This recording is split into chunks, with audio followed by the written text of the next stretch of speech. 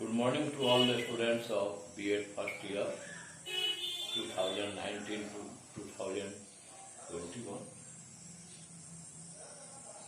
Second paper C2 Unit 2 Normative Orientation of Indian Education and Constitutional Provisions. भारतीय शिक्षा का मानक उन्मुखीकरण और संवैधानिक प्रावधान, ये जो है हमारा टॉपिक है। यूनिट क्वेश्चन है, भारत में लोकतांत्रिक मूल्यों को कायम रखने हेतु शिक्षा के क्षेत्र में क्या क्या प्रयत्न करने चाहिए। विस्तार पूर्वक अपना पक्ष रखें। सबसे पहले तो मैं अपने छात्राओं को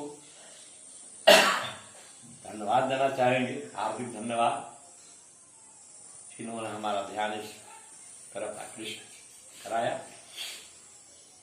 जब छात्र या छात्रा कोई प्रश्न करते हैं तो शिक्षक को काफी खुशी होती है, मेरे जैसे शिक्षक को काफी खुशी होती है कि हमारे जो छात्र छात्राएं हैं वे पढ़ रहे हैं, इसी में हम लोग खुशी नहीं है।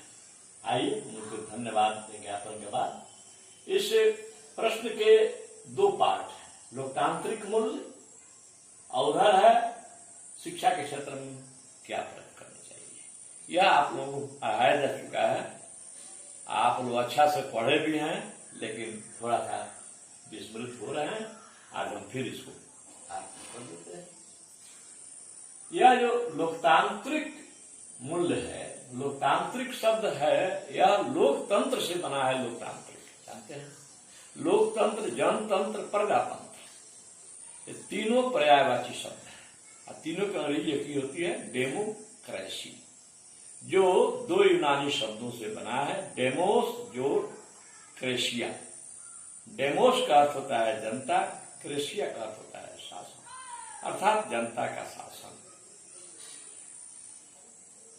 लोकतंत्र की सर्वोत्तम परिभाषा अब्राहम लिंकन अमेरिकी राष्ट्रपति ने दिया था। Democracy is a government of the people, for the people and by the people. जनता की, जनता के द्वारा, जनता के लिए जो सरकार होती है उसी को लोकतंत्र कहते हैं।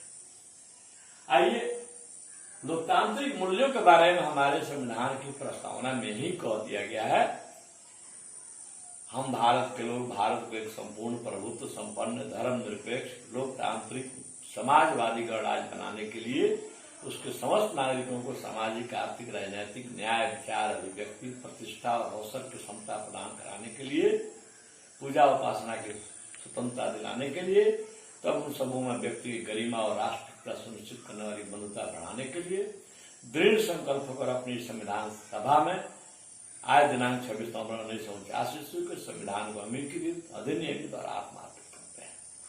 अगर हम प्रस्तावना का अवलोकन करते हैं तो उसमें हमारे लोकतांत्रिक मूल्य जो है 4 को, न्याय, स्वतंत्रता, समता, भ्रातृत्व, ये चारों शब्द उसमें है। और अंत में ले आकर के उसमें 42वें संशोधन 1976 में हुआ था द्वारा 2 शब्द और जोड़ दिए गए हैं प्रस्तावना में, धर्मनिरपेक्ष और समाजवाद। आइए, न्याय, न्याय के अंतर्गत भी इसको भी 3 वर्गों में करके अध्ययन करते हैं।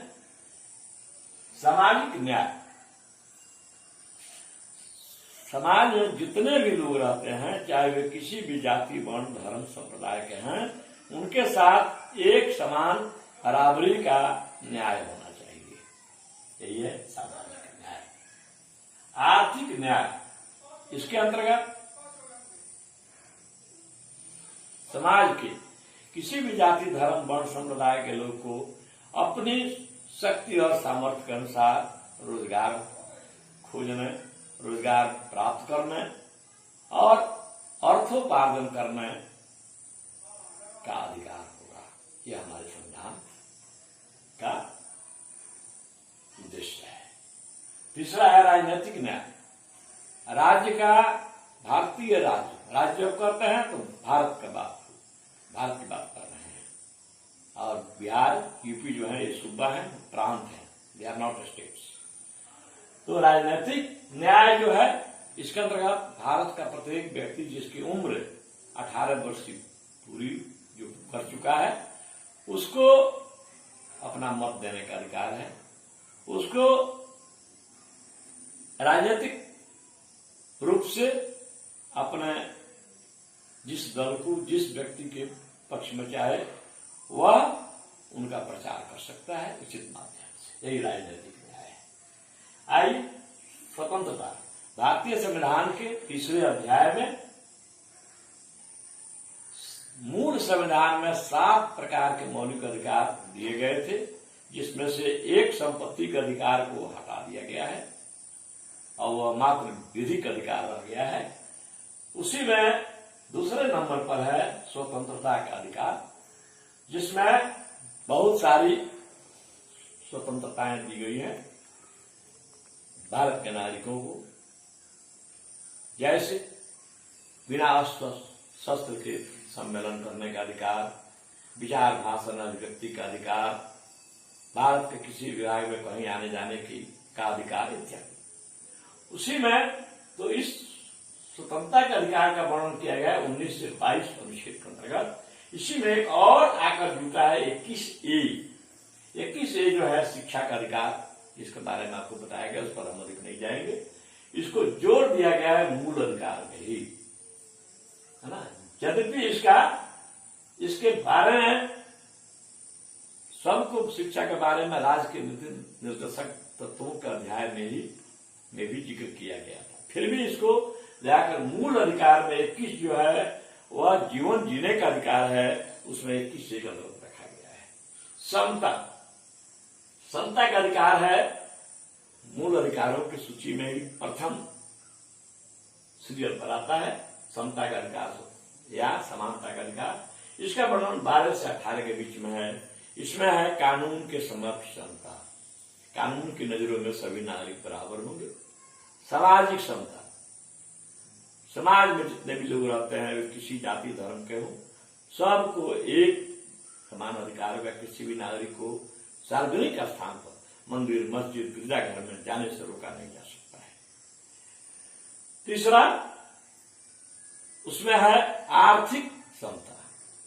प्रत्येक आदमी को अपनी शक्ति और सामर्थ्य के अनुसार रोजगार खोजने, आर्थिक रूप से सुदृढ़ होने का मौका मिलेगा।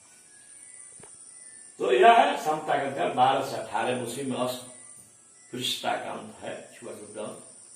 अवसरों की समता है, सबको एक समान अवसर मिलेंगे आगे बढ़ने के लिए। इसी में एक और आकर के आप लोगों को पढ़ाया है इकाई 5 में शैक्षिक अवसरों की समानता, आप लोगों को याद होगा, ये भी समता के अंतर्गत आता है। उसके बाद है भ्रातृत्व। समाज में जितने भी लोग रहते हैं वे किसी जाति धर्म वर्ण संप्रदाय के क्यों न हो, सब आपस में भाई हैं, सब एक ही भारत माता की संतान है। इसीलिए यह भाईचारे की भावना जो है इसी को कहते हैं भ्रातृत्व। यह आपसी प्रेम, सौहार्द, सहयोग पर निर्भर है।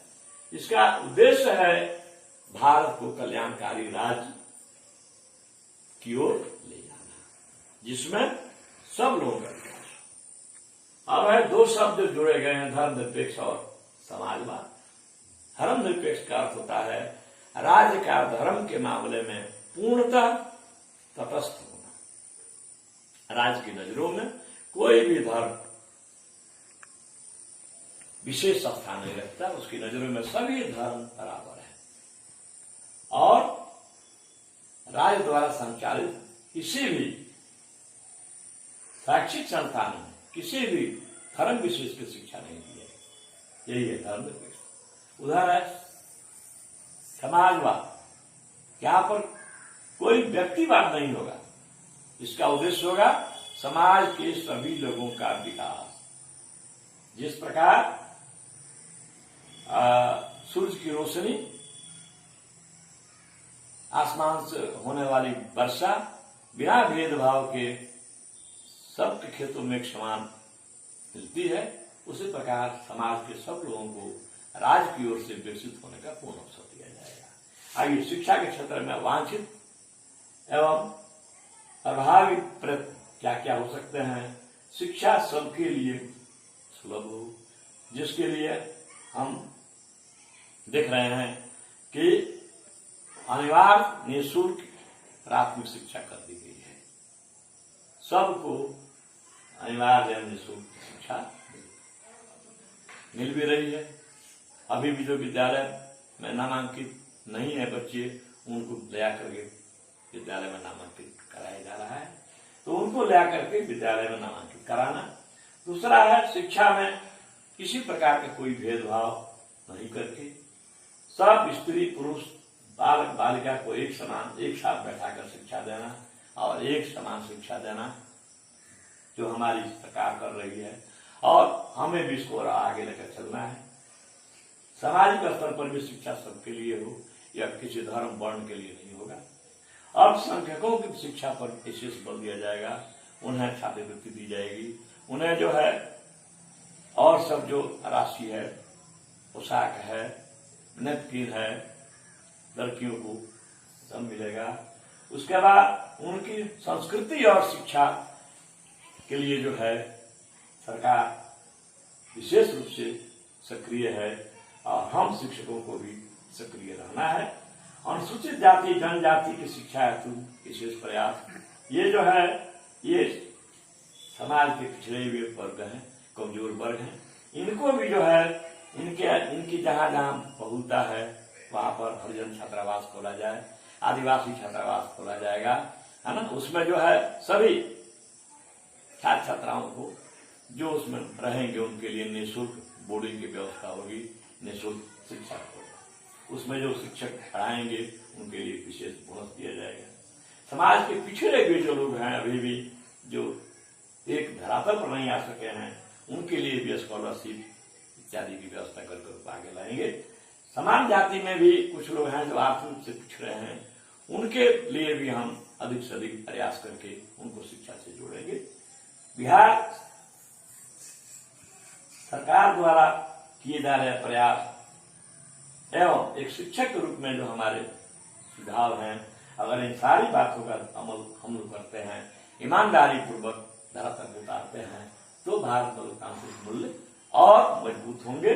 उपयुक्त विवेचन से स्पष्ट हो जाता है कि शिक्षा के क्षेत्र में किए जा रहे प्रयत्नों से संवैधानिक और लोकतांत्रिक मूल्य कायम किए जा सकते हैं।